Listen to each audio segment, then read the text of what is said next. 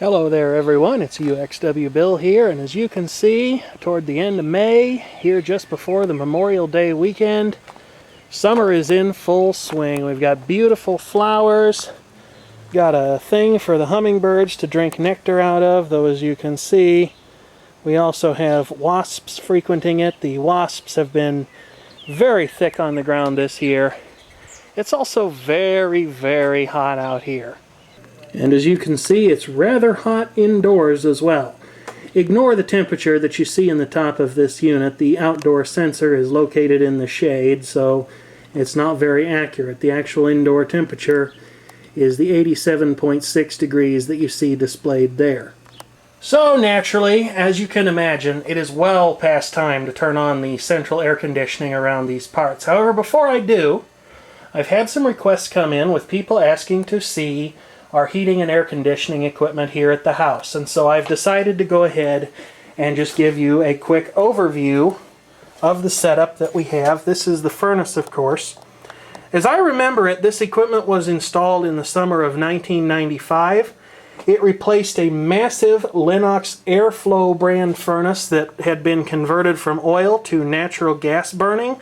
That furnace was huge. It took up this entire room, and it was starting to have some problems because it too had been involved in a flood in 1994. Unfortunately, this furnace did go under in the flood of 2004, and it suffered some damage, though it was nothing we could not fix. This is an EnviroPlus 90. You can barely see it. That label is very hard to read. RPJ2, made by Comfortmaker, which at the time was a brand of intercity products, as you can see back there on the label. When this furnace was installed, we opted to go with central air conditioning, so there's an evaporator coil unit here on the top. Let's have a quick look inside, where you can definitely see some reminders from the flood and just how high the water got. The flood waters got to just above this area of the burner compartment there. We had a furnace technician come in and take the furnace apart, clean up the burner and examine it for damage. He said that there was no damage and cleaned it out for us. However, this inducer motor, which pulls air through the burner assembly, as this furnace is a direct window vented type, this was an even bigger problem. The bearings in this little motor were bad, and our furnace tech told us that he didn't think this assembly was available. We couldn't find this assembly being offered for sale anywhere other than at very high prices, and so we decided to repair it. Now, getting it off the furnace was no big deal. Getting it apart was no big deal, as these clips simply hold the two halves together.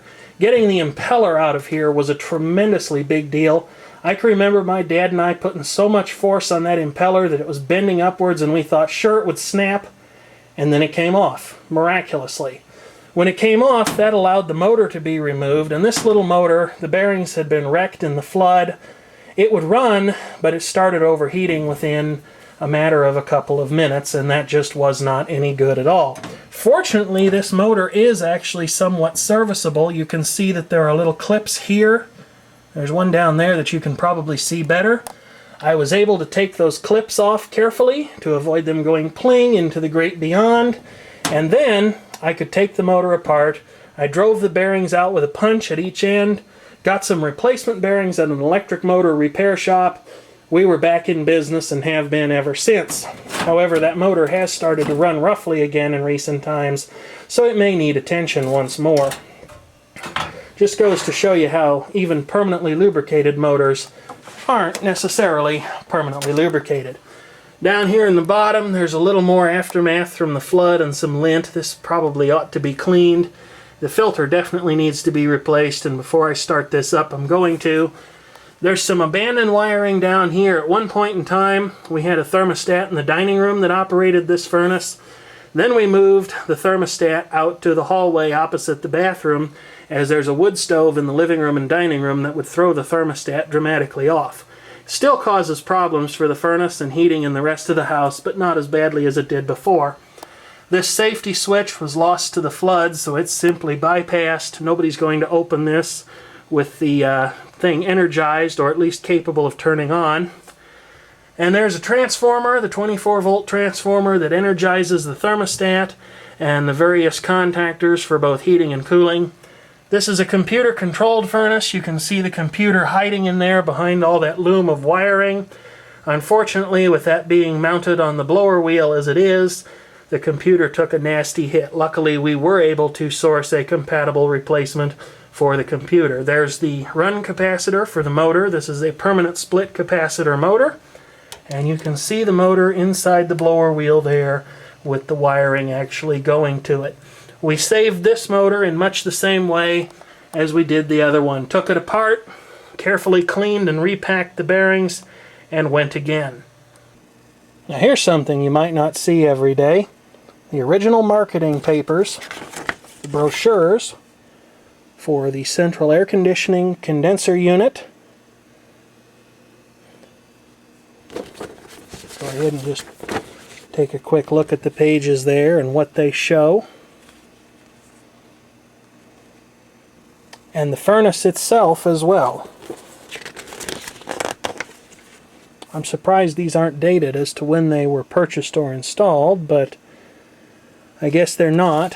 Comfortmaker claimed at the time this furnace was made that it was actually the best model they sold, and they went into great detail, as I suspect they would have about any of their furnace models, to discuss just what exactly made it such a phenomenal furnace. There's a picture of the heat exchanger, the original General 90 computer control system, and all that good stuff, as well as a little blurb on how quiet it is and all that good stuff.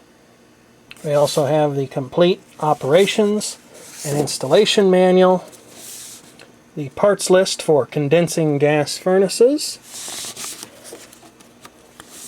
the user's information manual for the furnace. What else is in here? Piston chart condensers. Must be some kind of a chart to do with the air conditioning.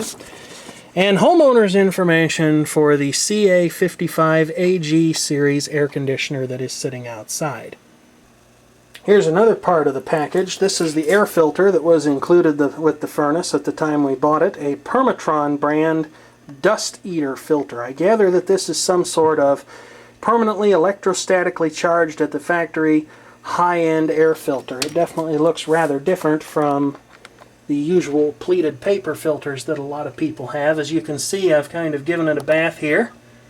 And there's a look at the manufacturer's name. I don't know if they're still in business or not, but usually when it's air conditioning season, we go ahead and clean this up and throw it in the furnace. And here is the air conditioning condenser and compressor unit itself. Comfortmaker, as you can see. And then it says AG High Efficiency there at the top. This actually has a Copeland scroll compressor in it. And somehow or another, somebody has piled a bunch of wood here in front of it. Looks like somebody needs to go through it with a coil comb or something like that, a fin comb, and clean out those coils. I guess I'll have to try out my fin comb on that because I've never really used it for much of anything. And then over there is the fused disconnect switch, which I cleaned all the spiders and spider webs out of the other day, but it looks like maybe a couple of them have come back. So before I fire any of this equipment up, I'm going to move the bigger logs away from here and rake all these leaves away from the air conditioning unit as well, because those will not help its efficiency one bit. Well, there it is. I wouldn't call it great, but it's certainly a major improvement from what it was. Probably ought to get the garden hose out of here, disconnect this thing from the electrical power, straighten those fins so it'll work with the maximum efficiency, and give the unit a good cleaning, because it certainly looks like both it and the pad that it's sitting on could use one.